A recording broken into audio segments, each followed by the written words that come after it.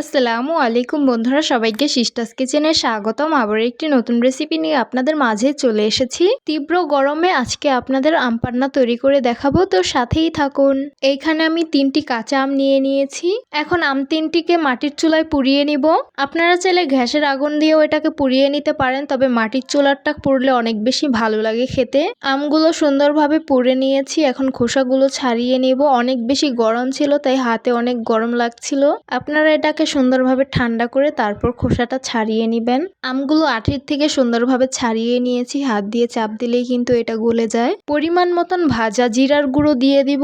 আম পান্না তৈরি করতে অবশ্যই ভাজা জিরার গুঁড়োটা কিন্তু লাগবেই। পরিমাণ মতন বিট লবণ দিয়ে দিব, পরিমাণ মতন সাদা লবণ দিয়ে দিব, পরিমাণ মতন বিলাতি ধনিয়া পাতা বাটা দিয়ে দিব, সামান্য পরিমাণ পুদিনা বাটা দিয়ে দিব।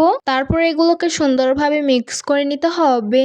সবকিছুকে আমি খুব ভালোভাবে মিক্স করে নিয়েছি। এখন ঠান্ডা পানি দিয়ে দিব, তারপর সুন্দরভাবে মিক্স করে নিতে হবে। পরিমাণ মতন চিনি অ্যাড করে দিলাম। সবকিছু সুন্দরভাবে মিক্স করে নিয়েছি, এখন সার্ভ করে নিব। গ্লাস 2টা ডেকোরেশন করে নিয়েছি।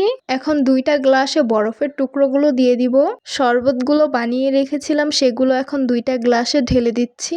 পরিবেশন করে নিলাম আম পান্না বা আম পোড়া শরবত। দেখতে অনেক বেশি লোভনীয় লাগছে। এই গরমের মৌসুমে কিন্তু অনেক বেশি ভালো লাগে খেতে।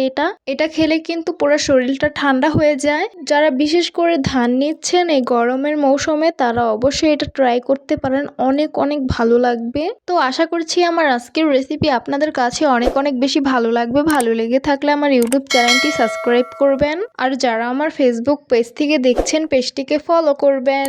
সবাই অনেক বেশি ভালো থাকবেন, সুস্থ থাকবেন, আর সিস্টার্স কিচেনের সাথেই থাকবেন। আবারও কথা হবে কোনো নতুন ভিডিওতে। তাহলে আজকে এই পর্যন্তই। আল্লাহ হাফেজ।